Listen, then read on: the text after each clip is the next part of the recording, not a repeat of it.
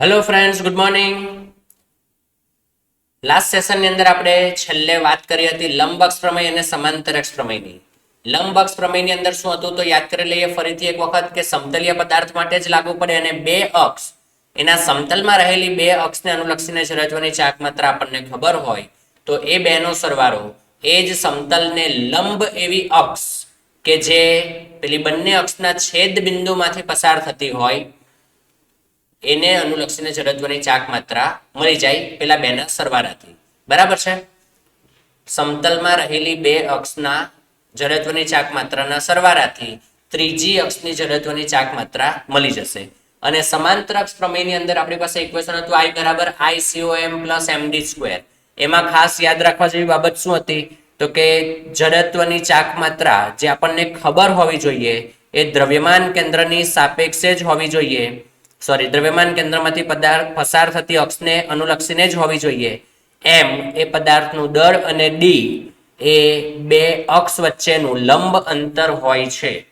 તો આટલી વસ્તુનું ખાસ ધ્યાન રાખવાનું. અને હવે આપણે જોઈએ ક્વેશ્ચન. તમે જોઈ શકો છો એક્ઝામ્પલ નંબર 1 આપણને એક રિંગ આપી છે અને એક અક્ષ આપી છે. એવું કીધું છે કે આ અક્ષને અનુલક્ષીને MOI અથવા તો મોમેન્ટ ઓફ ઇનર્શિયા જડત્વની ચાક માત્રા શોધો. m દળ અને r ત્રિજ્યાની રિંગ છે અને એક અક્ષ આપેલી છે. હવે લંબઅક્ષ પ્રમેયની અંદર આપણે જે વાત કરી તેવું જરૂરી નથી કે હંમેશા મને સમતલમાંથી પસાર થતી અક્ષને અનુલક્ષીને જ ખબર હોય. ક્યારેક મને સમતલને લંબ અક્ષને અનુલક્ષીને પણ ખબર હોય તો એના પરથી પણ હું શોધી શકું ને. એવું જરૂરી તો નથી જ કે પેલા બેનો સરવાળો કરીને જ મને આ બાજુ ખબર હોય તો પણ હું સામે શોધી શકું. તો એ રીતે પણ વિચારી શકાય. તો અહીંયા શું થશે તો કે આ અક્ષને અનુલક્ષીને આપણને પૂછેલું છે. મને ખબર કોને અનુલક્ષીને છે તો કે મને ખબર છે ને એ અક્ષ છે આ લંબ અક્ષ. બોલો આપણે લાસ્ટ લેક્ચરમાં જ લખ્યું હતું રિંગ માટે કેટલું હોય તો કે આ અક્ષથી દરેકે દરેક જગ્યાએ અંતર હંમેશા r જેટલું થઈ જાય, ત્રિજ્યા જેટલું. એટલે mr સ્ક્વેર લખતા તમને યાદ હોય તો બરાબર છે. તો mr સ્ક્વેર થઈ ગયું. તો આ મને ખબર છે mr સ્ક્વેર. હવે તો કે હવે લંબ અક્ષ પ્રમેય જો વાપરું કારણ કે આ છે સમતલને લંબ અને આ સમતલમાંથી પસાર થાય છે ને સમતલીય જ થઈ ગયું. તો આપણે એમ કહી શકીએ કે બીજી એક અક્ષ હું વિચારીશ કે જે ઓરિજિનલને લંબ હશે. આમ જેને અનુલક્ષીને મને પૂછેલું છે એને લંબ હોય તો બે લંબ અક્ષ થઈ ગઈ. આ બંનેમાંથી આપણે રિંગ જે છે ને એ સમમિતિ ધરાવતો પદાર્થ છે. સમમિતિનો અર્થ એવો થાય કે કોઈ પણ બાજુથી જોવો ને બધી બાજુથી સરખું જ દેખાય છે. બરાબર. અક્ષની બંને બાજુએ કેવું દેખાય છે? સરખું દેખાય છે. તો પછી આ અક્ષ લઉં કે આ અક્ષ લઉં એનાથી કોઈ ફરક પડવાનો નથી.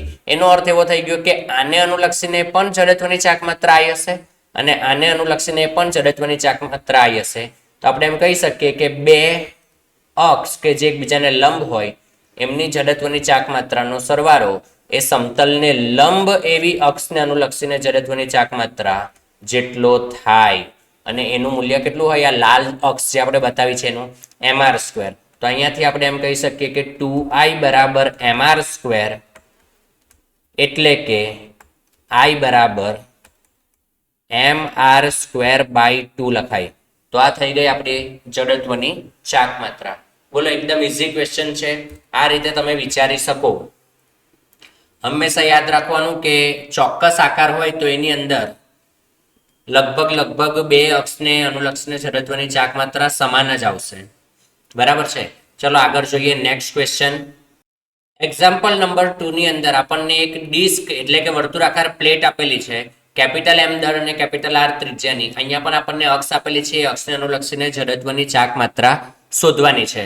તો ફરીથી આપણે જાણીએ છીએ કે વર્તુળાકાર પ્લેટ પણ એક સમમિતિ ધરાવતો પદાર્થ થશે. એટલે કે અહીંયા પણ આને અનુલક્ષીને મને ખબર છે અને બીજી એક અક્ષ કે જે આપણી ઓરિજિનલ અક્ષ જેને અનુલક્ષીને શોધવાનું કીધું છે એને લંબ આવે એવી અક્ષ આપણે વિચારીએ. તો બોલો આ બંને અક્ષ જે છે એનો સરવાળો વ્હાઇટ અને ગ્રીન અક્ષનો સરવાળો એ રેડ અક્ષ જેટલો થઈ જશે. તો આપણે એમ કહી શકીએ કે આની જડત્વની ચાક માત્રા I છે, આની પણ I છે. તો અહીંયાથી લખી શકાશે I પ્લસ I બરાબર 1/2 mr સ્ક્વેર એટલે કે 2i બરાબર હાફ mr સ્ક્વેર એટલે કે I બરાબર 1/4 mr². આ થઈ ગયું વર્તુળાકાર પ્લેટને આ જે અક્ષ આપેલી છે એને અનુલક્ષીને જડત્વની ચાક માત્રા, અથવા તો આને અનુલક્ષીને પણ કહી શકાય. બરાબર, આ પ્લેટને અનુલક્ષીને પણ કહી શકાય. તો આ રીતે કંઈક સોલ્વ કરી શકાય. ચલો જોઈએ નેક્સ્ટ ક્વેશ્ચન. Example number 3. એમાં આપણને એક ચોરસ પ્લેટ આપેલી છે અને 4 અક્ષ આપેલી છે. તમે જોઈ શકો છો 1 2 3 અને 4. પ્લેટનું દળ કેપિટલ M છે, બાજુના માપ A અને B હોય તો આપણને એવું કીધું છે કે બધી જ અક્ષને અનુલક્ષીને મોમેન્ટ ઓફ ઇનર્શિયા શોધો. તો હું સૌથી પહેલી અક્ષને અનુલક્ષીને વાત કરું છું I1. હવે અહીંયા યાદ કરો કે તમને મેં ચોરસ પ્લેટ માટે એક ચોક્કસ વસ્તુ કીધી હતી. જ્યારે પણ એટલે કે ચોરસ કે લંબચોરસ પ્લેટ માટે આપણે જ્યારે વાત કરેલી મેં તમને એવું કીધું હતું કે આને આપણે એક સળિયા તરીકે જ ગણીશું.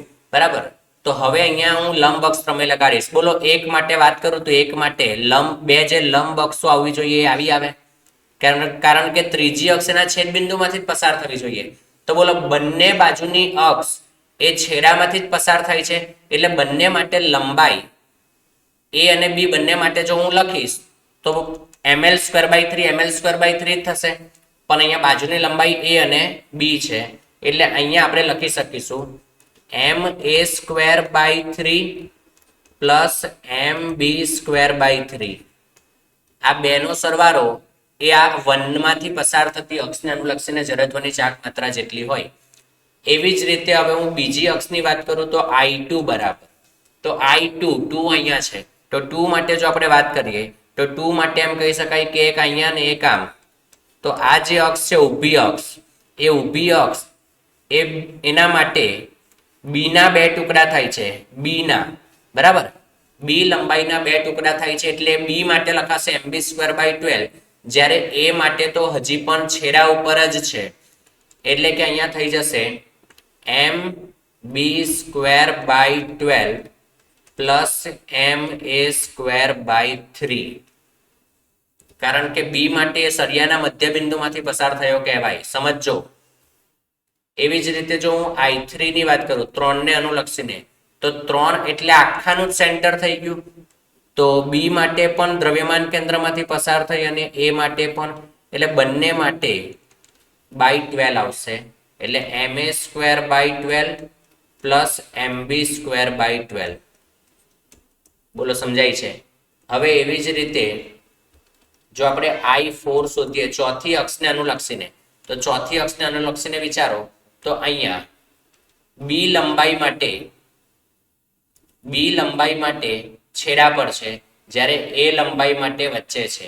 A માટે વચ્ચે છે, વચ્ચે હોય એટલે A માટે 12 આવશે અને B માટે તો 3 જ આવશે, કારણ કે છેડા પર છે. તો ma²/12 પ્લસ mb²/3. આ રીતે આપણે ગણી શકીએ. લગભગ સમજાયું હશે. જો તમને એમ લાગે થોડું કન્ફ્યુઝન જેવું, તો તમે અહીંયા વિડીયો પોઝ કરીને ફરીથી પાછા બેક જઈને ફરીથી સાંભળજો. સળિયા માટે આપણે જે લેતા હોઈએ કે આ રીતે રોડ છે, રોડમાં જો છેડામાંથી અક્ષ પસાર થતી હોય તો આ લંબાઈ, તો એના માટે લખાય ml²/3. અને જો વચ્ચેથી પસાર થતી હોય તો આના માટે લખાય ml²/12. તો આ જ કન્સેપ્ટનો ઉપયોગ અહીંયા પણ કર્યો છે, પણ બંને બાજુની લંબાઈ અલગ અલગ આવશે. એક વખત રિવાઇન્ડ કરીને ફરીથી જોશો એટલે લગભગ તમને સમજાઈ જશે. બોલો ક્લિયર થાય છે? તો આ રીતે પણ પ્રશ્ન પૂછાઈ શકે. ચાલો જોઈએ આગળ હજી પ્રશ્નો કેવી રીતે સોલ્વ કરી શકાય એ. બરાબર, એક્ઝામ્પલ નંબર 4. આપણને 3 બિંદુવત પદાર્થો આપેલા છે, 2 કિલોગ્રામ 2 કિલોગ્રામ 2 કિલોગ્રામના. એક સમબાજુ ત્રિકોણ છે, એમાં તમે જોઈ શકો છો ગ્રીન કલરથી આપણે અક્ષ બતાવી છે. એ અક્ષને અનુલક્ષીને જડત્વની ચાક માત્રા શોધવાની છે. તો આ જે લંબ અંતર છે એ કેટલું થશે? તો એ થઈ જશે મિત્રો 2 sin 60. આ ડિસ્ટન્સ થઈ જશે 2 sin 60. બરાબર ને? અહીંયા 60 નો ખૂણો બનાવે તો આ સામેની બાજુ થઈ જશે.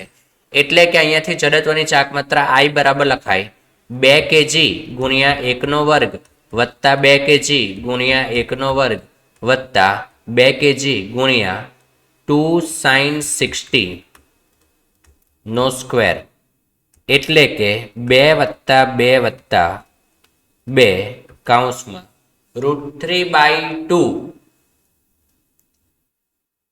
√3/2 એટલે 2 અને 2 કેન્સલ થઈ ગયા એટલે વર્ગમૂળ 3 નો વર્ગ એટલે 3 આવશે. એટલે અહીંયાથી લખાશે 4 + 6 એટલે કે 10 kg × મીટર સ્ક્વેર. આ થઈ ગયો એકમ સાથે આપણો ફાઇનલ આન્સર. બરાબર છે. તો આ રીતે કંઈક આપણે ગણી શકીએ. એકદમ સિમ્પલ ક્વેશ્ચન છે. અહીંયા ખાલી એટલો જ કન્સેપ્ટ હતો કે તમારે આ જે લંબાઈ છે એ શોધવાની હતી. તો એ લંબાઈ કંઈક આ રીતે અહીંયા તમે જોઈ શકો કાટકોણ ત્રિકોણ બનાવે, સમબાજુ ત્રિકોણ છે કારણ કે 1 અને 1 એટલે આ બાજુ પણ 2 ની જ થઈ. તો ખૂણો 60 નો બનશે. 60 ની સામેની બાજુ એટલે 60 sin 60 કહેવાય. હવે આ બધું તમને ડાયરેક્ટલી આવડતું હોવું જોઈએ. તો આગળ જઈએ નેક્સ્ટ ક્વેશ્ચન પર.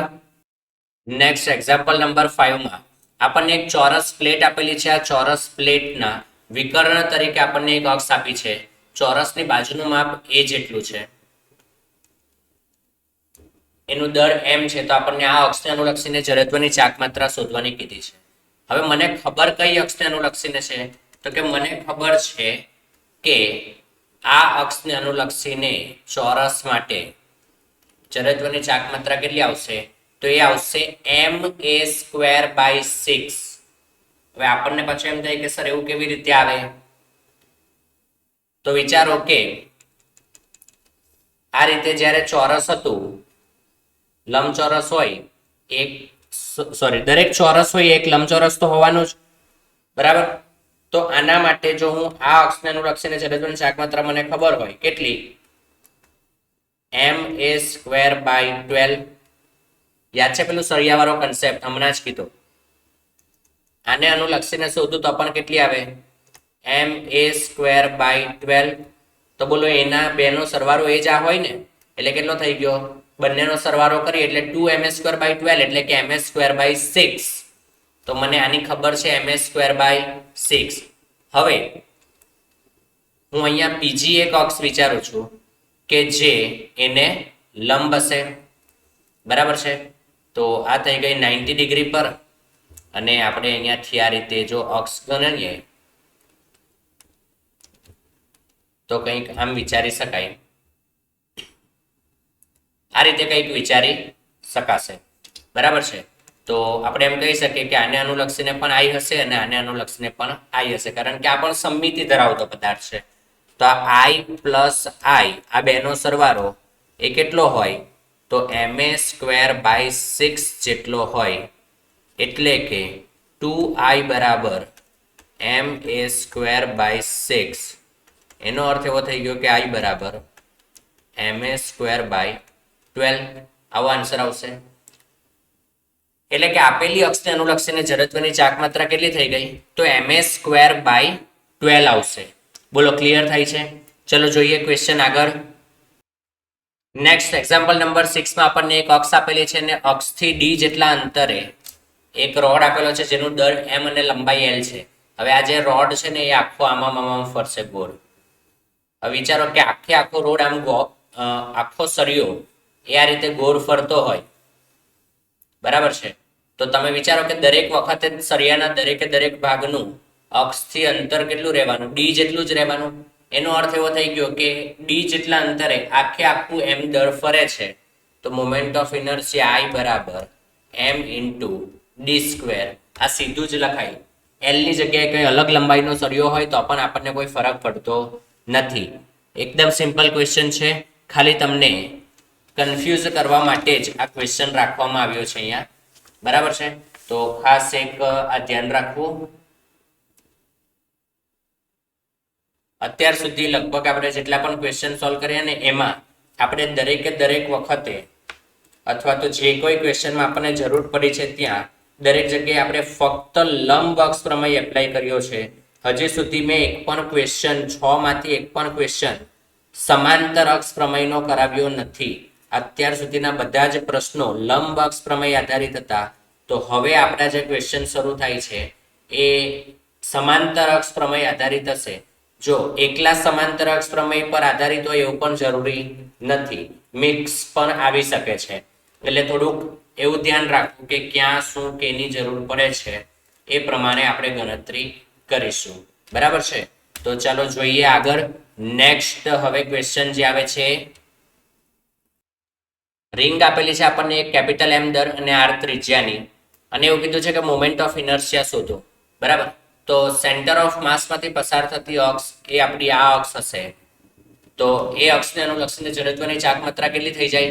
તો અહીંયાથી આપણે પહેલા તો ઇક્વેશન લખી દઈએ, I બરાબર ICOM plus M D square. આનો ઉપયોગ આપણે કરવાનો છે. તો ICOM થઈ જશે રિંગ માટે, બોલો સમતલને લંબ અક્ષને અનુલક્ષીને કેટલી હોય? mr સ્ક્વેર પ્લસ એમ જેટલું રિંગનું દળ છે અને બે વચ્ચેનું અંતર કેટલું થઈ ગયું? ત્રિજ્યા જેટલું. તો અહીંયાથી બીજો mr સ્ક્વેર આવશે, એટલે mr square plus mr square એટલે 2mr સ્ક્વેર. આ થઈ ગઈ જડત્વની ચાક માત્રા. બોલો ક્લિયર થાય છે? તો આ થઈ ગયું આઈસી ક્યાં આઈ, જે પરિણામી આન્સર છે આપણી આ અક્ષને અનુલક્ષીને જડત્વની ચાક માત્રા. હવે આપણે જોઈએ નેક્સ્ટ ક્વેશ્ચન. Example number 8. આની અંદર આપણને એક રિંગ આપેલી છે. હવે તમે રિંગને જોશો ને તો રિંગને સ્પર્શક સ્વરૂપે જાય છે અક્ષ, અને એ અક્ષને અનુલક્ષીને આપણે મોમેન્ટ ઓફ ઇનર્શિયા શોધવાની છે. તો અહીંયાથી આપણે એમ કહી શકીએ કે હવેના કિસ્સામાં રિંગના સમતલમાંથી પસાર થતી અક્ષ મારે દોરવી પડશે સેન્ટર ઓફ માસ વાળી. તો અહીંયા આપણે લખીએ તો I બરાબર IC. બોલો આ અક્ષને અનુલક્ષીને કેટલી આવે? તો હમણાં જ તમને યાદ હોય તો આપણે શોધ્યું mr સ્ક્વેર બાય 2. આ ક્યાંથી આવશે? આ લંબ અક્ષ પ્રમેય પરથી હમણાં જ આપણે ક્વેશ્ચન સોલ્વ કર્યો, તેમાં આન્સર આવી ગયો. આ જડત્વની ચાક માત્રા છે દ્રવ્યમાન કેન્દ્રમાંથી પસાર થતી અક્ષને અનુલક્ષીને, પ્લસ એમ દળ અને બે વચ્ચેનું અંતર કેટલું થઈ જાય? તો કે ત્રિજ્યા જેટલું, એટલે કે આર સ્ક્વેર. તો mr square by 2 plus mr square એટલે કે 3/2 mr સ્ક્વેર. આ થઈ ગઈ પરિણામી જડત્વની ચાક માત્રા. એકદમ ઇઝી ક્વેશ્ચન છે, લગભગ તમે સમજી શકો છો કે કેવી રીતે ક્વેશ્ચન સોલ્વ કરી શકાશે. હવે આપણે આ જ રીતે ડિસ્કના પણ ક્વેશ્ચન જોઈએ. પ્લેટ તરીકે પૂછેલું હોય તો કેવી રીતે સોલ્વ કરી શકાય, ચલો જોઈએ નેક્સ્ટ એક્ઝામ્પલમાં આપણને એવું કીધું છે હવે કે આપણને ડિસ્ક આપી છે. સેમ આગળ જેવો જ ક્વેશ્ચન છે, ખાલી રિંગની જગ્યાએ શું આપેલું છે? ડિસ્ક આપેલી છે. તો ડિસ્ક માટે આપણે વિચારીએ તો એના દ્રવ્યમાન કેન્દ્રમાંથી પસાર થતી અક્ષને અનુલક્ષીને જડત્વની ચાક માત્રા, તો એ આ અક્ષને અનુલક્ષીને શોધવી પડશે. તો આ અક્ષને અનુલક્ષીને જડત્વની ચાક માત્રા આપણે જાણીએ જ છીએ, તો આપણે સીધું જ લખી દઈએ I બરાબર mr સ્ક્વેર બાય 4 પ્લસ એમ દળ અને ત્રિજ્યા જેટલું અંતર થયું બે અક્ષ વચ્ચે એટલે mr સ્ક્વેર. તો અહીંયાથી લસા લઈશું તો 4 એટલે કે mr square plus 4 mr square divide by 4, તો 4 ને 1 5 થઈ જશે, 5 mr સ્ક્વેર બાય 4. આ થઈ ગઈ I મોમેન્ટ ઓફ ઇનર્શિયા જડત્વની ચાક માત્રા. એકદમ ઇઝી ક્વેશ્ચન છે. તમે સમાંતર અક્ષ લંબ અક્ષ પ્રમેય કેવી રીતે લાગુ પાડી શકાય લગભગ સમજી ગયા હશો. હવે આપણે સમાંતર અક્ષ પ્રમેયના ક્વેશ્ચનમાં પણ થોડાક લેવલ વાળા ક્વેશ્ચન સોલ્વ કરવાનો પ્રયત્ન કરીએ. તો ચાલો જોઈએ હજી આગળ કે હજી આ પ્રકારના ક્વેશ્ચન આપણને થોડીક અલગ રીતે, હજી વધુ અલગ રીતે કેવી રીતે પૂછી શકાય. તો જોઈએ નેક્સ્ટ ક્વેશ્ચન. તો હવે તમે જોઈ શકો છો કે આપણને અક્ષ કંઈક વિચિત્ર રીતે, એટલે કે નહીં એકદમ સ્પર્શક સ્વરૂપે કે નહીં એકદમ પદાર્થથી અંદર, એવી રીતે આપેલી છે, કોઈક અલગ જ રીતે. તો આના માટે આપણને પૂછેલું હોય તો જો આમાં અલગ જેવું, અલગ એટલા માટે કહું છું કે આવી રીતે આ અક્ષ આપણને ક્યારેય આપતા નથી, પરંતુ ગણતરીમાં કોઈ ફરક પડવાનો નથી. ગણતરી તો આપણે જેમ સિમ્પલી કરીએ છીએ એ પ્રકારની જ ગણતરી અહીંયા પણ થશે. તો આપણે I બરાબર દ્રવ્યમાન કેન્દ્રમાંથી પસાર થતી અક્ષ એ આ થઈ જશે. બોલો આને અનુલક્ષીને જડત્વની ચાક માત્રા આપણે જાણીએ છીએ ડિસ્ક છે એટલે mr સ્ક્વેર બાય 4 આવશે, પ્લસ આ અક્ષને અનુલક્ષીને શોધવી છે તો એમ તો એમ જ રહેવાનું, અને બે અક્ષ વચ્ચેનું અંતર થઈ જાય છે r/2 નો સ્ક્વેર એટલે કે r સ્ક્વેર બાય 4. તો mr square by 4 plus M r square by 4, બે વખત mr સ્ક્વેર બાય 4 એટલે કે mr સ્ક્વેર બાય 2. આ થઈ જશે જડત્વની ચાક માત્રા I. બોલો એકદમ સિમ્પલ જ ક્વેશ્ચન છે, આ પણ ક્લિયર થાય છે. તો આ રીતે કંઈક ગણી શકાય. ચલો જોઈએ આગળ નેક્સ્ટ ક્વેશ્ચન. હવે આ ક્વેશ્ચનની અંદર પણ આપણને મોમેન્ટ ઓફ ઇનર્શિયા શોધવાની છે. તમે જોઈ શકો છો કે વ્હાઇટ ડોટેડ લાઈન વડે આપણને અક્ષ આપવામાં આવી છે. હવે આ અક્ષ પર મારે શોધવાનું છે. તો રિંગ આપેલી છે અને સેન્ટર ઓફ માસમાંથી પસાર થતી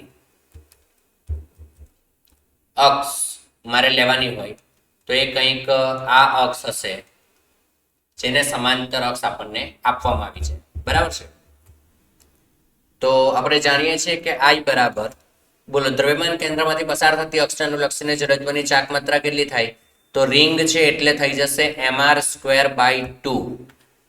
લગભગ ક્લિયર થાય છે બધાને. અને રિંગનું દળ m જેટલું જ છે. આ અંતર હવે બે અક્ષ વચ્ચેનું લંબ અંતર મારે શોધવું પડે અહીંયા. અને બે અક્ષ વચ્ચેનું લંબ અંતર આ છે. તો બોલો મિત્રો આ અંતર કેટલું થશે? તો આ અંતર થઈ જશે, તમે જોઈ શકો છો કે અહીંયા 90 ડિગ્રીનો એંગલ બને છે. બરાબર છે. અને આ જે ડિસ્ટન્સ છે ને એ ત્રિજ્યા જેટલું છે. આ ગ્રીન ડોટેડ લાઈન એ ત્રિજ્યા જેટલું છે. અને એક્ઝેક્ટલી બંને ખૂણા જો 90 ડિગ્રીના જ હોય તો આ ખૂણો 45 બને. એટલે કે r cos 45 એટલે કે r/√2.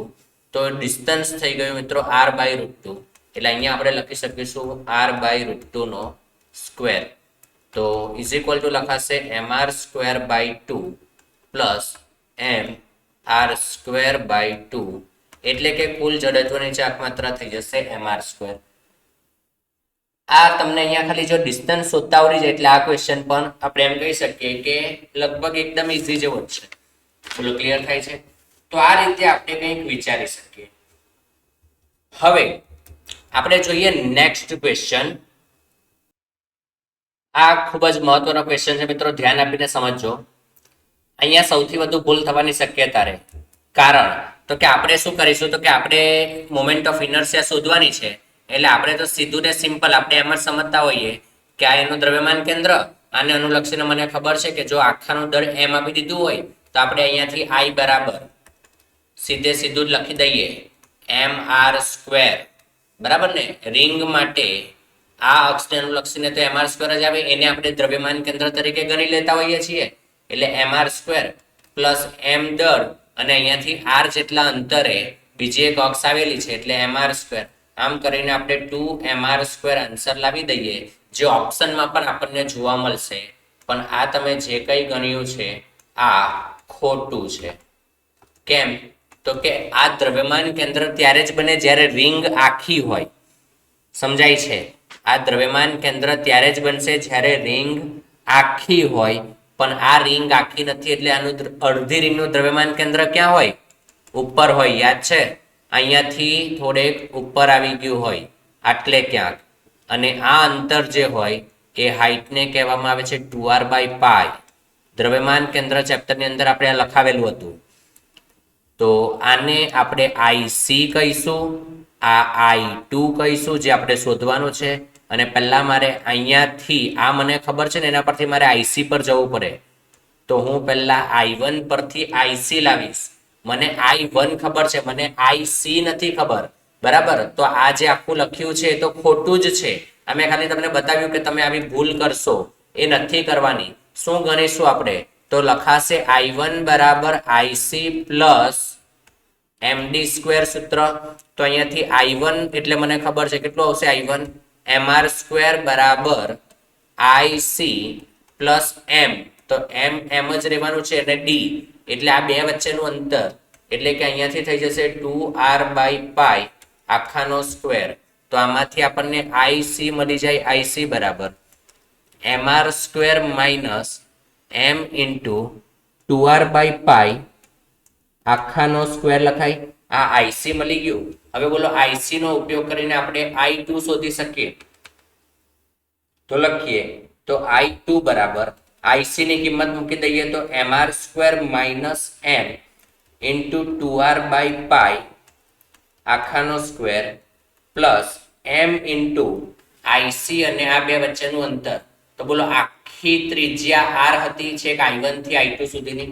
I1 થી I2 સુધીની ત્રિજ્યા હોય એટલે અંતર r કહેવાય. r માંથી 2r/π બાદ કરવાનું એટલે IC ને I2 વચ્ચેનું અંતર મળી જાય. તો r માંથી 2r/π બાદ કરી દઈએ અને એનો વર્ગ. તો આ થઈ ગયો જવાબ. હવે આનું સાદુરૂપ જે કંઈ આવતું હોય તે, મારી વાત ખાલી એટલી હતી કે મારે તમને કન્સેપ્ટ શીખવવો હતો કે how to apply perpendicular axis theorem and parallel axis theorem, સમાંતર અક્ષ પ્રમેય અને લંબ અક્ષ પ્રમેય કેવી રીતે લાગુ પાડી શકાય, જે મેં તમને શીખવ્યું. તો આ રીતે કંઈક પ્રશ્નો આપણે સોલ્વ કરી શકીએ. લગભગ દરેકને સમજાઈ ગયું હશે કેવી રીતે વિચારી શકાય. તો આ લંબ અક્ષ પ્રમેય અને સમાંતર અક્ષ પ્રમેયના પ્રશ્નો હતા જે આપણે સોલ્વ કર્યા. તો આ રીતે કંઈક ક્વેશ્ચન ગણી શકાશે. હજી આની અંદર આપણે થોડાક કેવિટી પ્રોબ્લેમ્સના ક્વેશ્ચન્સ સોલ્વ કરીશું, જે આપણે નેક્સ્ટ સેશનમાં કરીશું. તો આજે આપણે અહીંયા જ અટકીએ. Thank you.